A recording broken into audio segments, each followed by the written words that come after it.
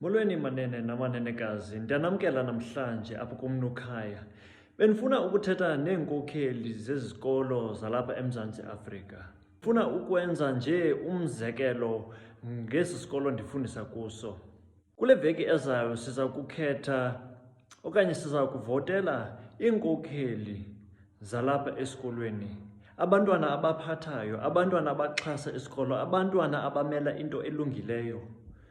Ndanixelela ke esi sikolo sethu sivotela iinkokheli abakwibanga 11 abangena kwibanga lokugqibela kulo nyaka uzayo. Aba bantwana iinkokheli zivotelwa ngabantwana qha kuphela. Utitshala, umphathi, inqununu akadlali ndima, akafaki lwazi lwakhe tu kule nto eyenziwayo. Ewe, iphathwa ngutitshala ophatha okwe-IEC apha eMzantsi Afrika kunyulo lwethu.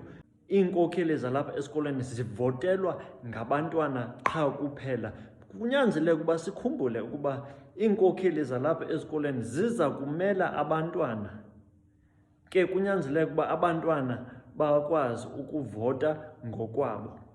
Enye into ndifuna ukunixelela ngayo yile nto yokuba thina silinganisa unyulo lwalapha esikolweni nalo lwaseMzantsi Afrika. Kufuneka sikhumbule ukuba abantwana kunyanzeleka ukuba bakhangele le nto bayifunayo kwinkokheli xa balapha esikolweni, ukuze xa bevotela umongameli waseMzantsi Afrika bavote kakuhle.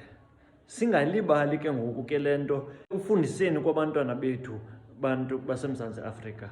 Kubalulekile kakhulu ukukhetha kakuhle xa singena kunyulo siyovota ngolwazi olupheleleyo, hayi ngento ethethweyo ngomnye umntu. Qhubani kakuhle.